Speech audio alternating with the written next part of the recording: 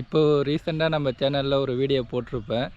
எங்க ஊர்ல பேய்கள் ஓட்டம் எடுக்கும் தேர் திருவிழான்னு ஒரு பேனர் வச்சிருக்கிறாங்க. அதுல அந்த பேய்கள்னு இல்லாத கான்செப்ட்ட எழுதியிருக்கிறாங்க. அத இந்த இளைய தலைமுறையினர்லாம் பார்க்குறாங்க. அப்படி இல்லாத ஒரு கான்செப்ட்ட அவங்க கற்பனை பண்ணிட்டு, அங்க வாழ்நாள் ஃபுல்லா பேய் இருக்கு, பேய் இருக்குன்னே நெனச்சிக்கிட்டு வாழ்ந்துட்டு இருப்பாங்க.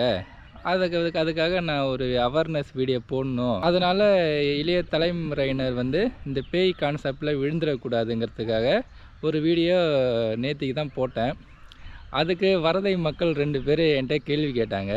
என்ன கேள்வினா, அந்த வீடியோவில் நீயா நானாவை உதாரணமாக சொல்லியிருப்பேன்.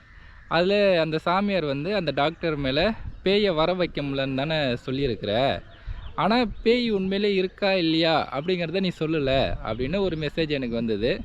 இன்னொரு நண்பர், நீயா நானாவிலலாம் சொல்கிறத ஏற்றுக்க முடியாது, அதை வச்சு எப்படி நீ பேய் இல்லைங்கிற அப்படின்னு இன்னொரு நண்பர் என்கிட்ட பேசினார்.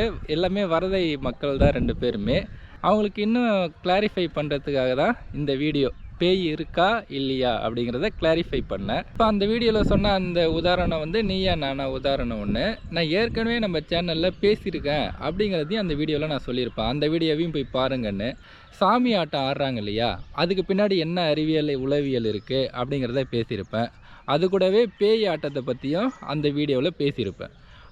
அந்த வீடியோ போய் பார்த்துட்டு இந்த வீடியோவை பாருங்கள், உங்களுக்கு கொஞ்சம் கிளாரிஃபிகேஷன் கிடைக்குன்னு நேத்திக்கு போட்ட வீடியோ, அதாவது ரீசெண்டாக போட்ட வீடியோவில் சொல்லியிருக்கிறேன். இப்போ அந்த 2 வீடியோலையும் சொன்ன அந்த கருத்துக்களை வச்சு இந்த வீடியோவில் பேய் இருக்கா இல்லையா அப்படிங்கிறத இன்னும் கொஞ்சம் தெளிவாக சொல்லலாம் அப்படிங்கிறதுக்காக தான் இந்த வீடியோ.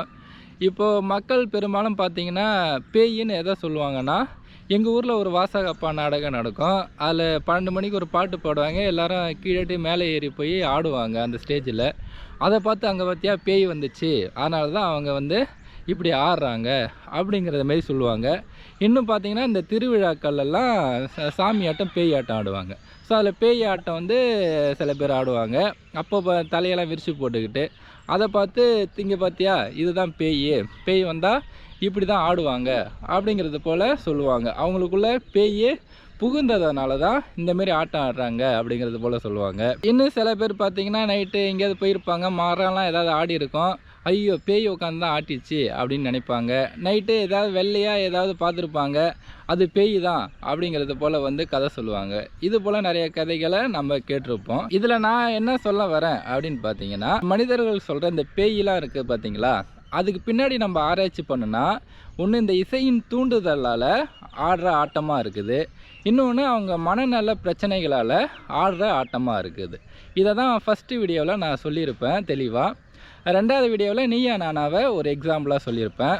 அந்த சாமியார் அந்த டாக்டர் மேலே பேயை வர வைக்கிறேன்னு சொல்கிறாங்க பார்த்தீங்களா, அது வர வைக்க முடியாது.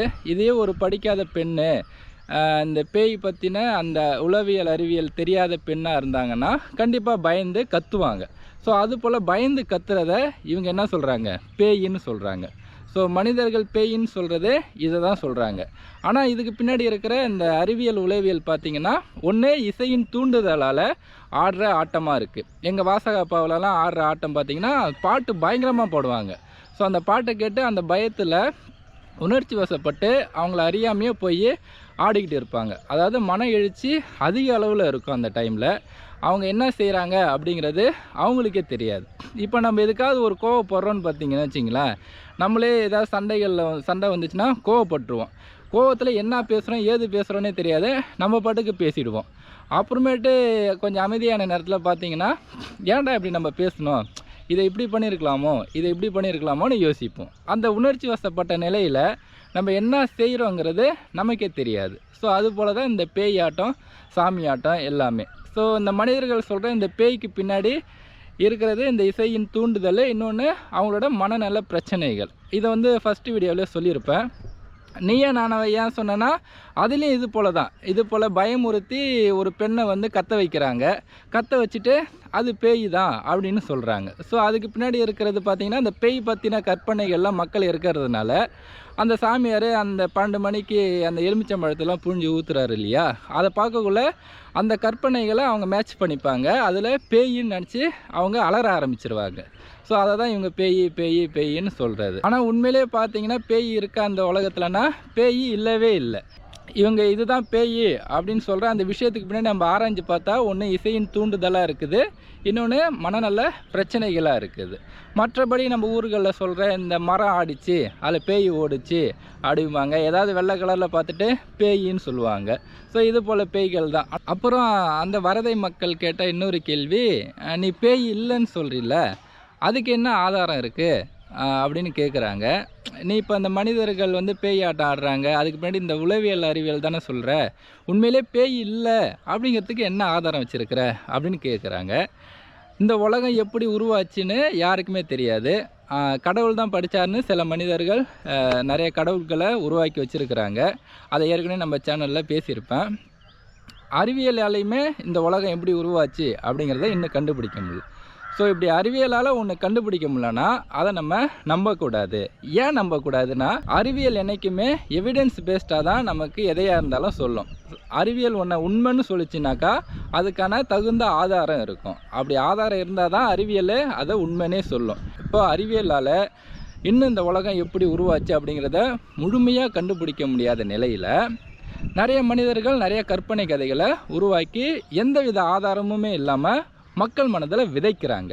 அதை நம்ம ஏற்றுக்கக்கூடாது. ஏன் ஏற்றுக்கக்கூடாதுன்னா, அவங்க சொல்கிற அந்த கதைக்கு ப்ராப்பரான எவிடன்ஸு கிடையாது.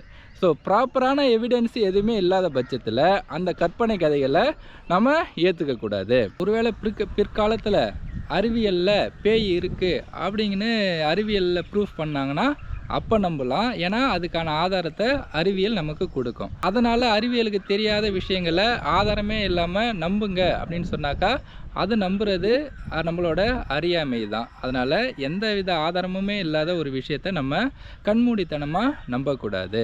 இப்போ இருக்கிற இந்த நடைமுறை வாழ்க்கையில் அறிவியலில் பேய் இருக்கா அப்படின்னு கேட்டிங்கன்னா பேய் இல்லை. அதனால் அறிவியலில் பேய் இல்லைன்னு சொன்னாக்கா நம்ம அதை தான் நம்பணும். ஏன் நம்பணும்னா, அறிவியல் என்றைக்குமே ஆதாரத்தோடு தான் ஒன்றை விளக்கும். அதனால் இல்லாத இந்த பேய் அப்படிங்கிற இந்த கான்செப்டை இளைய சமூகத்தோட மனதில் விதைக்கிறாங்களே ஒரு பெரிய பேனர் வச்சு. இப்போ அந்த இளைய சமுதாயம் அதை பார்க்கக்குள்ள பேய் இருக்குன்னு நம்பும். ஆனால் அதுக்கு எந்த வித ஆதாரமுமே இல்லை அப்படிங்கிறத நம்ம இந்த இளைய சமூகத்துக்கு சொல்லணும். அப்படிங்கிறதுக்காக தான் நான் அந்த வீடியோவே போட்டது. அதில் சொல்லியிருப்பேன், மன கவலைகள் போக்கும் தேர் திருவிழா, சந்தோஷங்கள் தரும் தேர் திருவிழா அப்படின்னு எழுதினா கூட நல்லா இருக்கும். அதனால் இல்லாத பேயை அவங்க வந்து ரொம்பவுமே பிரபலப்படுத்தி அது உண்மையிலே இருக்குது அப்படிங்கிறது போல் பேய்கள் ஓட்டம் பிடிக்கும் தேர் திருவிழான்னு எழுதியிருக்கிறாங்க. இது அறிவியலுக்கு முற்றிலும் புறம்பானதாக இருக்குது. அதை படிக்கிற இளைய சமூகமும் பேய் இருக்குது அப்படிங்கிற கற்பனையிலே வாழ்ந்துட்டு இருக்கும். ஸோ அதுலேட்டு அவங்கள விடுவிக்கணும் அப்படிங்கிறதுக்காக தான் அந்த வீடியோவே நான் போட்டது. அதனால் மக்கள் வந்து ரொம்ப தெளிவாக யோசிக்கணும். நம்ம ஒரு கருத்தை ஏற்றுக்கிறோன்னா அதுக்கு என்ன எவிடன்ஸ் இருக்குது, இதை கருத்து உண்மையான கருத்தா அப்படிங்கிறத ஆராய்ஞ்சு அறிஞ்சு தான் நம்ம ஏற்றுக்கணும். இன்னொரு பழக்கம் நம்ம மக்கள்கிட்ட என்ன இருக்குன்னா, ஏதாவது பெரியவங்க சொல்லுவாங்க, சில புத்தகங்கள்லாம் எழுதியிருப்பாங்க, பெரிய பெரிய புஸ்தகங்களெல்லாம் அதை வந்து உண்மையிலே நம்ப ஆரம்பிக்கிறாங்க. ஏன்னா பெரிய மனுஷனை அவரே சொல்லிட்டார் இல்லையா, அவர் சொன்னால் எல்லாம் கரெக்டாக தான் இருக்கும். இங்கே பாரு புஸ்தகத்தில் இப்படி எழுதியிருக்குது பேய் இருக்குன்னு, புஸ்தகத்தில் எழுதியிருந்தால் அது உண்மை தான் அப்படிங்கிற ஒரு மனப்பான்மை நம்ம மக்கள்கிட்ட இருக்குது. புஸ்தகத்தில் எழுதின எல்லா விஷயங்களும் உண்மையாக இருக்கணும்னு அவசியமே கிடையாது. அதனால் அது சில மனிதர்களோட கற்பனைகளாக கூட இருக்கலாம். பெரிய ஆட்கள்லாம் பேசிட்டாங்க அதனால் அது உண்மையாயிடும் அப்படின்னு நம்ம ஏற்றுக்கக்கூடாது. ஸோ பெரிய ஆட்கள் பேசுகிறாங்கன்னா அதுக்கான ஆதாரத்தோடு பேசுகிறாங்களா அப்படின்னு பார்த்து தான் நம்ம ஏற்றுக்கணும்.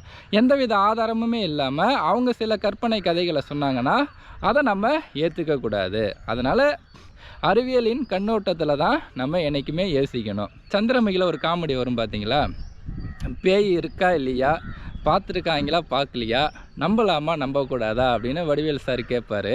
பேய் இருக்கா இல்லையா அப்படிங்கிற கேள்விக்கு பேய் இல்லை. இவங்க பேயின்னு சொல்கிறதுக்கு பின்னாடி இசையின் தூண்டுதல் இருக்குது, மன எழுச்சியில் அவங்க ஆட்டமாக இருக்குது, எல்லாம் ஒரு சில மனநல பிரச்சனைகளாக இருக்குது. அதனால் பேய் இருக்கா இல்லையான்னு கேட்டாக்கா பேய் இல்லை தான். பார்த்துருக்காங்களா பார்க்கலையா அப்படின்னு கேட்டாக்கா யாருமே பார்க்கல.